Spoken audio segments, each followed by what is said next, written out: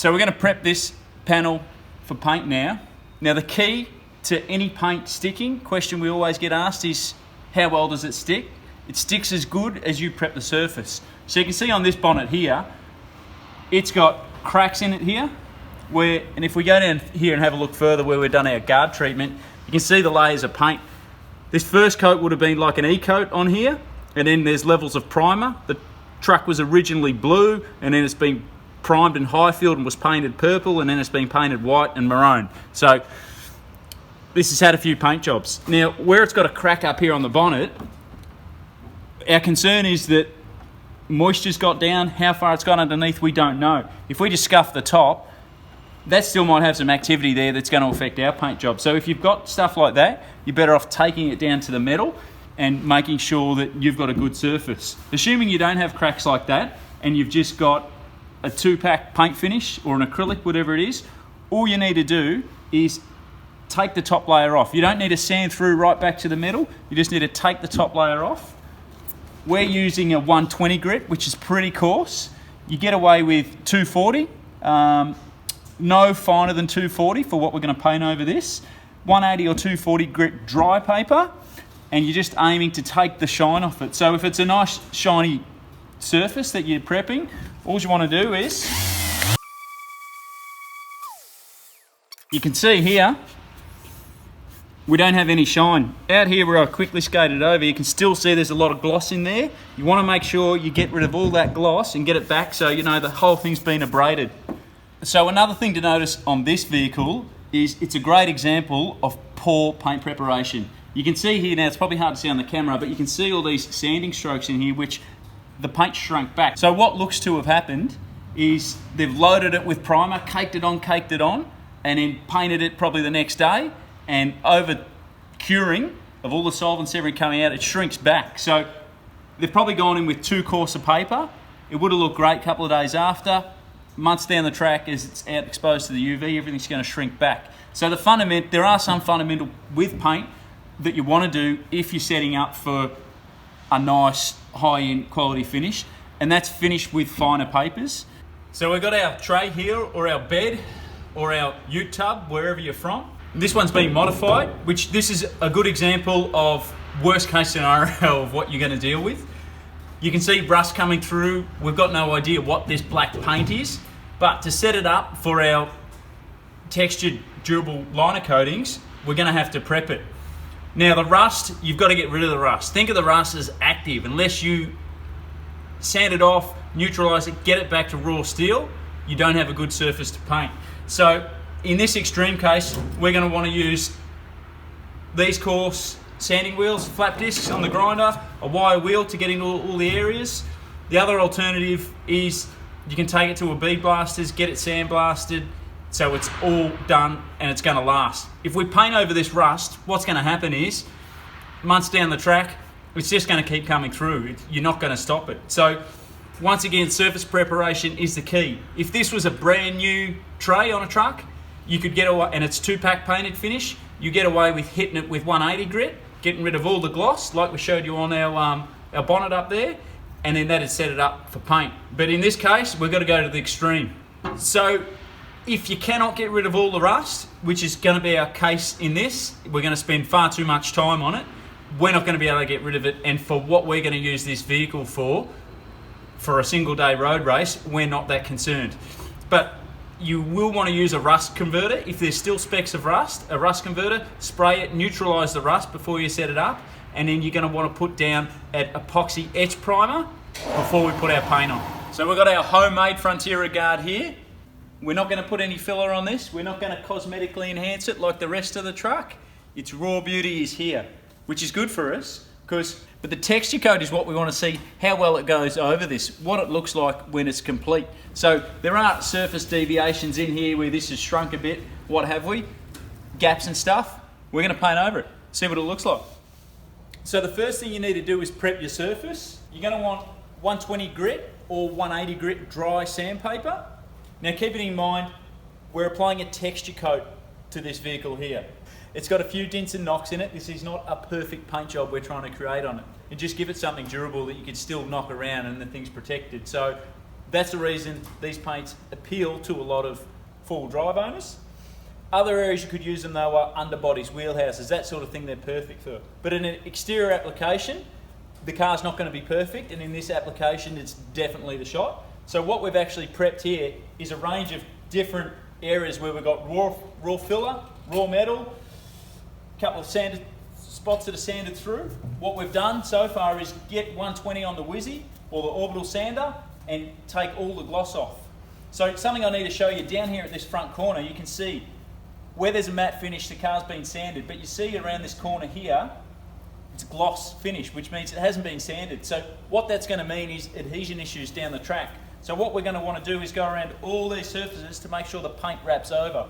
If you're going to want this paint to last and you're going to take this thing out and then want to bring it home and gurney it, if the paint's not stuck around the edge, you're going to flake it off and you're going to go, oh, the paint's no good. What it is your prep's no good. So it's important that you scuff right around. Where you want the paint to stick, you have to sand. There's no shortcut, you have to sand it.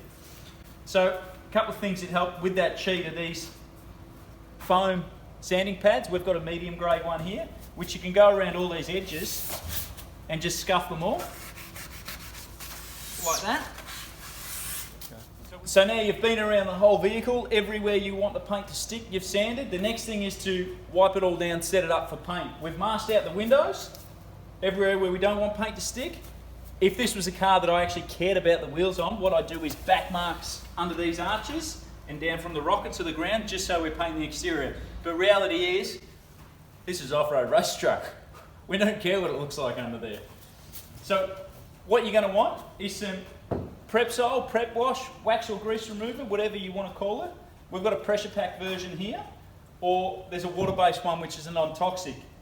This one's good in this atomizing bottle because it sprays out. Some people love their solvent-based ones, so you've got a couple of options there. You want gloves, so your hands are clean. And then you're going to want a wax on, wax off Daniel Sun rag.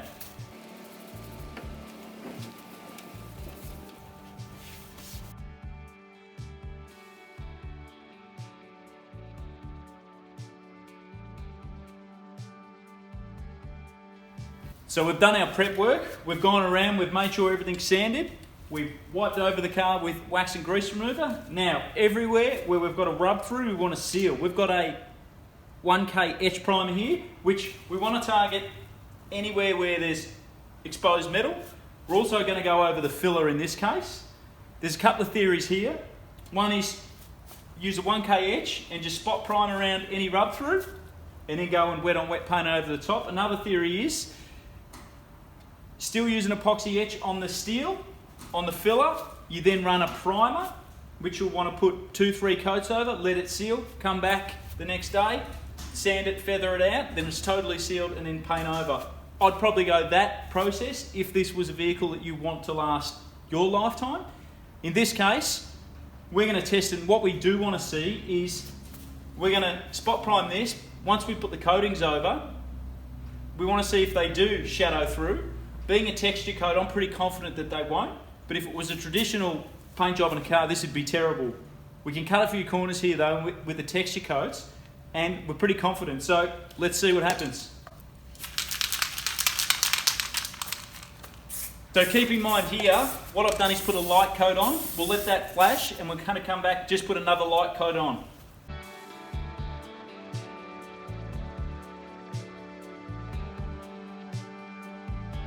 So these rolls are super handy, check this out.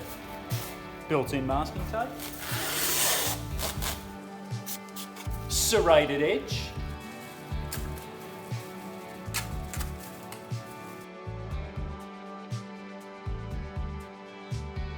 Presto. So we've got our Raptor here, our hardener here. This guy needs to be divided by 4 into the 4 750 mils we've got. So there's a litre here, 250 mils of this needs to go in there. So we've got a mixing cup here, which has got our 250 mils here. We've got our gun ready to go. What you're going to want is a mask with a charcoal filter on it, and you're going to want to make sure you've got good air circulation. We're fortunate that in this environment we've got a big extraction fan in the ceiling that's going to pull through and get rid of all the nasties. You're also going to want some disposable overalls. Because this contains isocyanides, it's going to enter your bloodstream through your skin, through your mouth, through your nose. So mask and suit, cover yourself up. So we'll get this mixed up, get it in the gun, and we'll get on and paint.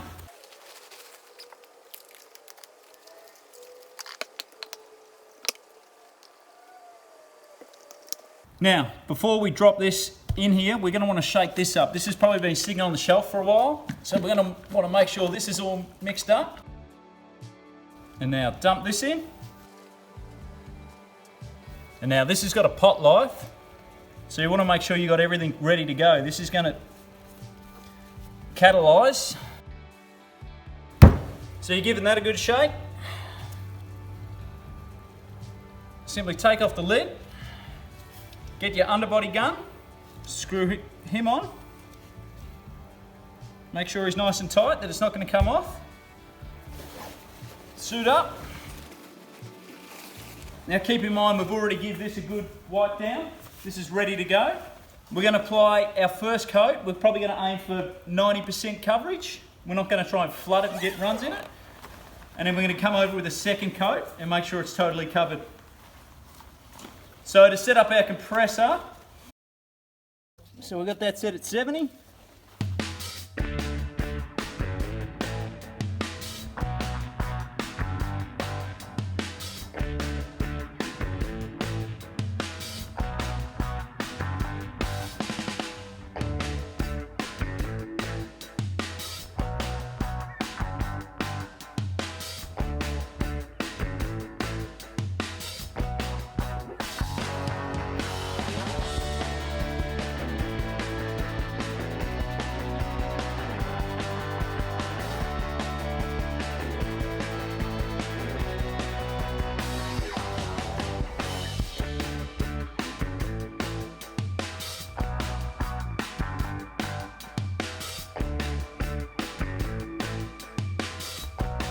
So we've got our bully rubber liner here, which is our water-based acrylic version. Good thing about this is, shake it up,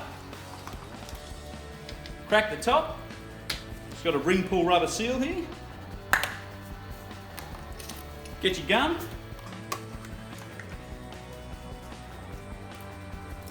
Screw it on, you're right to go.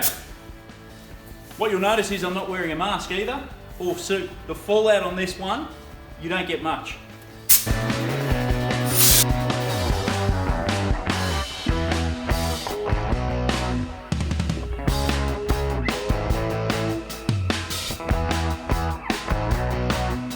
So we've got the Bandit painted now. I suppose the real test is, let's go out and use it, see how they perform.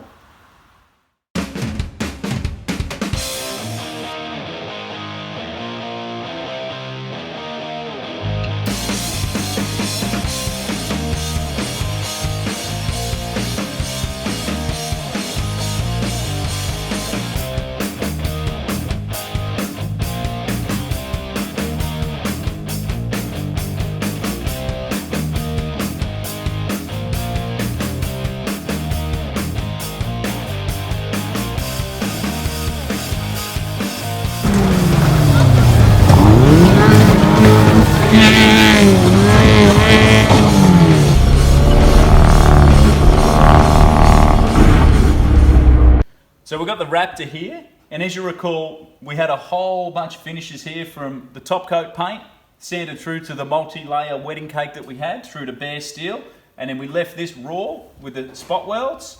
But what you can see, these paints are really forgiving, and we can hardly even see these spot welds here. There's no onion ring or shadow through from the different layers, which you'd typically see if you were going to try and finish this in a standard exterior paint, being a 2-pack or a acrylic or an enamel. So for a vehicle that's had a lot of work done to it, or birthdays, and it's pretty rough, which is usually a 4-wheel drive market, it's actually looks really good. So you can see here, this is where we remodeled the front end of the truck into a Subaru. And then you can see the paint. We've got our Raptor here, but there's definitely an adhesion issue here, not with the Raptor. You can see what the Raptor's stuck to, a whole different layer of paints, but we can see here, this paint is still shiny. So the original colour of this vehicle was blue. Someone's then put a primer over the top, which This being shiny means they haven't prepped it, they haven't sanded it well enough to allow that primer to stick into it, which means everything else, as soon as you get some flexion, it's going to delaminate. So sanding is the key. The paint's going to hold on as good as you can prep it, and in this case, more sanding was required. So always get rid of the gloss, get rid of the shine. When you got rid of that, you're ready to paint. So you may recall this front right-hand fender. This was a donor from the little Frontiera that we got, and it was caved in here where a forklift had picked up the car. We bashed it out, we put a lot of filler in there, and then we put a single coat of etch primer over the top just to seal the filler, and then we've painted over it. If we had painted over it with a high gloss finish, it'd be terrible. The good thing with the Bully is it's covered it all up. Even up here there was a step where the filler needed more in it, and we've been able to coat that enough that it's come up and it looks pretty good. Even this, where the snorkel was and we crudely tacked in a piece, you can still see the spot welds where we hadn't knocked them back. However, this paint being a membrane style paint, you're not going to see any cracking in it. It's going to move and elongate with what it needs to, but the finish of it for this vehicle or anything that you got that's rough and tough, it's going to cover it up and make it look fantastic. It's dead simple, pick it up, shoot. Example is we've got some damage down here, which you go, oh, I missed a bit, it's a week later. Come in, pick up your tin. This brush is nice and stiff. And just come and fill that up.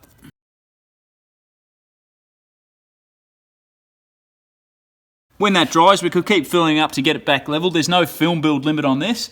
And then I can just sort of blend it out. And we'll see how that dries and you won't even notice it. So as far as a refinishing goes, this product is good to use. We always have some in the workshop, and due to its convenience, it's probably the first one you pick up. Even when we're painting MDF, timbers, that sort of thing, it works quite well. We've got a couple of bits of overspray here when we did our red stripes. What we can do is just go in and brush over these. By the time these are dry, you won't even notice the difference. The good thing is, it being water-based, we could get a wet rag. So, brush this face.